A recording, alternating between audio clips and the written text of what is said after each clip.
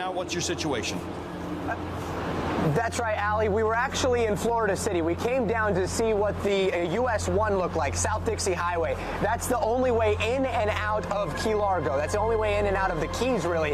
And basically what happened was we found ourselves on the southbound lane. The southbound lanes were still open, but it looks like the northbound lanes have become completely impassable at this point. Debris has washed up on the roadway. So instead of turning our SUV around and exposing ourselves to that hurricane force wind, we looked at the map.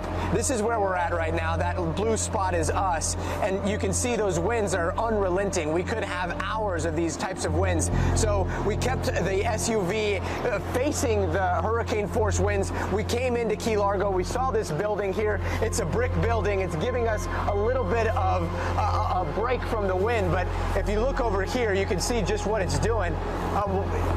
You've got trees that are coming down. We've heard some trees snapping. There's trees over here that are down. And then this gas station where we're at, this thing, you can see the roof rocking. So we have everything clear of that. If it falls, it's going to fall to the left, and we're going to be pretty far away from it. But basically what we saw on the US 1 is something that her emergency crews were hoping wouldn't happen.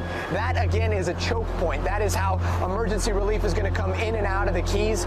Again, the southbound lane is open right now, which means that emergency crews can come back and forth on the southbound lane, but it's only protected by about a 3-foot barrier. If the water levels continue to rise, the storm surge continues to rise, that might be breached. That may become impassable as well, which is going to make this situation even more dire. And of course, the officials that we were talking to from the Central Keys, places like Marathon, have evacuated. The officials and emergency responders have either gone to west to Key West or north to Key Largo or Florida City or inland. So you're probably in a place where there are a number of responders staged and ready to go when and if they can move back.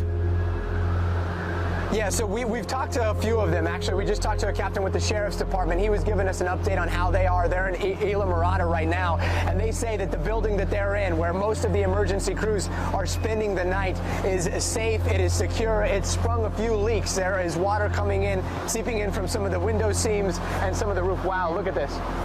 It's really kicking up right now.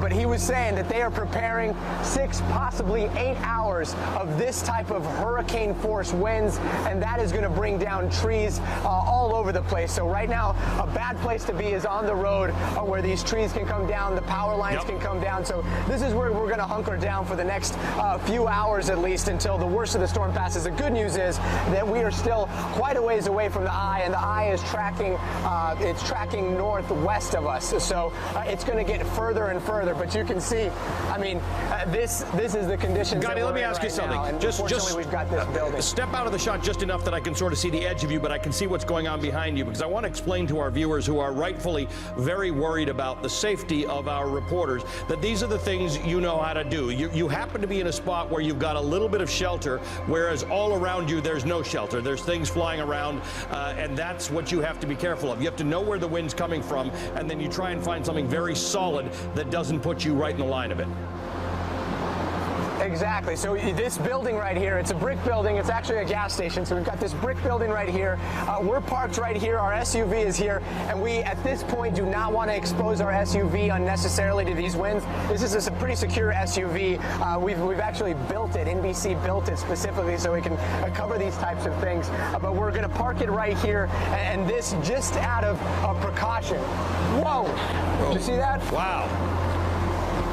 Yeah, so that's the debris flying, and that's why we're going to be protected right here. But let's take a look again. It's very fortunate that we're even able to talk, because if we were out there, I don't think you'd be able to hear us. But this so just to be clear, Gotti, that debris flew from around that corner. That flew from around that corner that you're at. So you're behind that, and that's why you didn't get hit by that debris. So I don't know if you can see that. If your camera can show us that, but that came from right over at where we're looking. Yeah. So it was right here a little bit earlier, and watch out. And then this is where it ended up, and it's probably going to get picked up, and it's probably going to get tossed again, because we're starting to see somewhat of a little bit of a vortex that this building is